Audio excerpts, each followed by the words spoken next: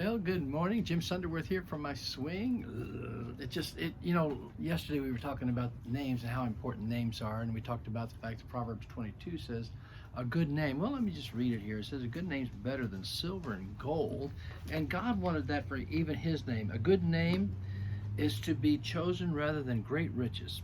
Loving favor rather than silver and gold.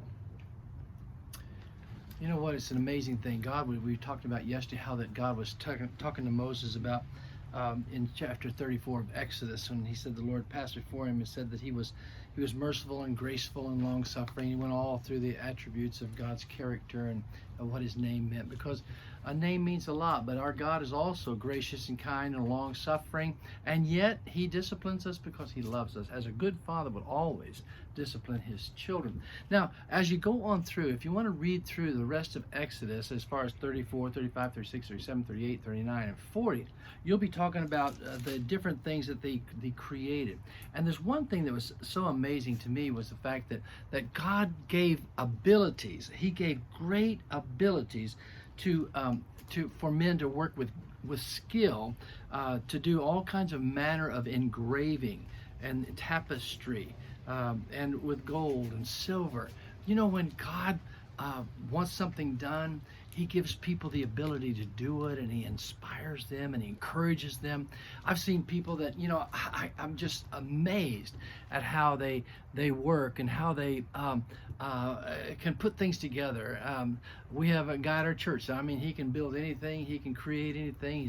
He's an artist, and I really believe that God's given him that ability. So as you go through the rest of the chapter up to chapter 40, it goes specifically how God wanted the tabernacle to be created, how every aspect of the Ark of the Covenant, how it was to be built, and the bronze laver, and the altar of burnt offerings, and the golden lampstand, the table of showbread, and the altar of incense.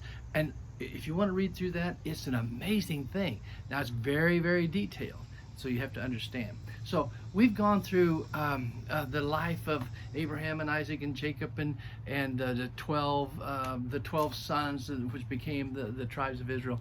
And then you understand the importance of Joseph, and then you get them into Moses comes back to get them out of Egypt, and now they're on the road. They're at the foot of Mount Sinai, and God is doing one thing. What God is doing is teaching them. When Moses came off that mountain the second time, his face was glowing. I mean, in fact, they had to put something over his face. It glowed so much, because of the fact that God he just impressed those people so much with who he was and what he wanted to do in their lives. Just like a father, a father that loves his family wants to impress them with his love for them, to guidance for them, and provisions for them, and all that, because of his love. God wanted these people to understand who he was and what he wanted to do, as he was going to use them to show the rest of the world that there was a God that loved them and cared for them and wanted the best for them. So as he built all these different things, you can go through and see how the details were there, and you could finish the book of Exodus. And it's a fabulous study. And then the cloud and the glory covered the tabernacle and was all done, and the glory of the Lord filled the tabernacle, and Moses wasn't even able to go in for the meeting, because the cloud rested upon it.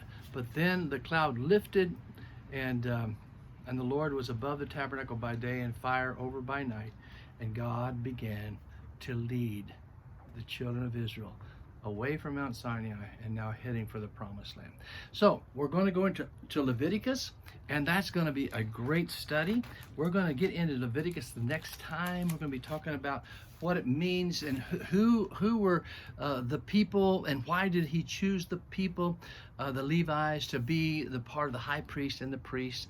We're going to talk about the feast. We're going to talk about the priest, the sacrifice, the priest, and the feast. And it's a great study. So hang with me. Tomorrow we're going to start this off. So good to be with you. And we're getting close here to Christmas. It won't be long now, and we're excited about that. So we'll be able to share more. And I hope I hope I'll be able to sing a few songs during our time of Christmas season. Okay.